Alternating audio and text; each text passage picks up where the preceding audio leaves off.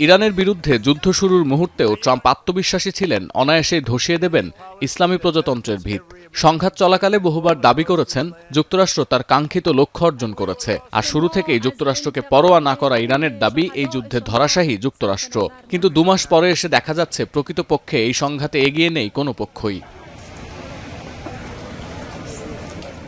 Brookings ইনস্টিটিউটের senior fellow মেলানি Sison সিএনএনকে জানিয়েছেন, ইসরায়েল যুক্তরাষ্ট্র লক্ষ্য পূরণে ব্যর্থ হলেও যুদ্ধের প্রভাব মোকাবিলার ক্ষেত্রে তুলনামূলক সুবিধাজনক অবস্থানে আছে কোনো কোনো দেশ। আর ক্ষয়ক্ষতির কেন্দ্রবিন্দুতে যখন ইরান, তখন লাভ ক্ষতির খতিয়ানের চেয়ে প্রতিরোধ সক্ষমতাই এই সংঘাতে তাদের গুরুত্বপূর্ণ অর্জন। সিএনএনের বিশ্লেষণে গুরুত্ব পেয়েছে লেবানন আর উপসাগরীয় দেশগুলোর দৃষ্টিকোণও।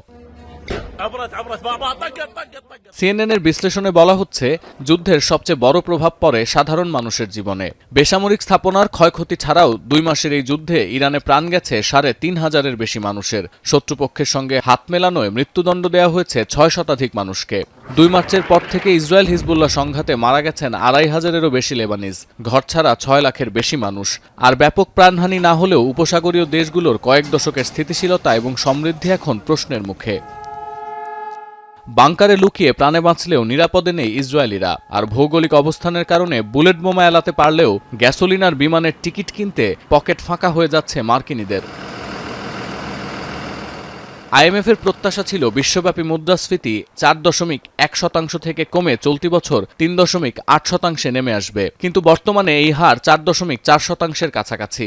দেখা যাচ্ছে বৈশ্বিকভাবে ইরান যুদ্ধের সরাসরি প্রভাব পড়েছে জ্বালানি আর খাদ্যপণ্যের বাজারে। তাই দ্রব্যমূল্যের কাছে সাধারণ মানুষ যে প্রতিদিনই হেরে যাচ্ছেন, এ নিয়ে কোনো দ্বিধার অবকাশ নেই।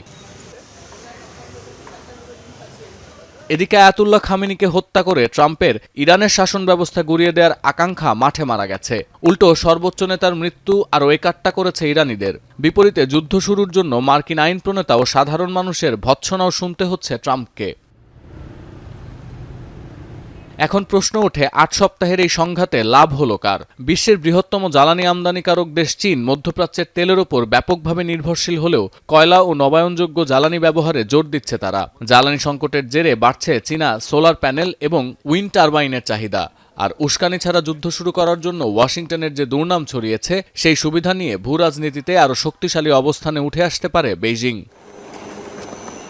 এছাড়াও রুশ অপরিশোধিত তেলের উপর নিষেধাজ্ঞা প্রত্যাহার এবং সারের উচ্চ মূল্যের কারণে লাভের গুড় খাচ্ছে রাশিয়া।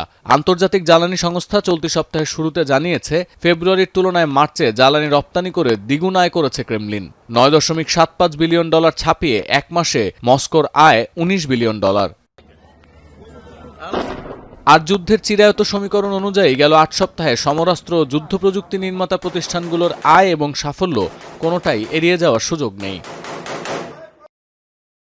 সতীর্থ কর্মকার, এখন বিশ্ব।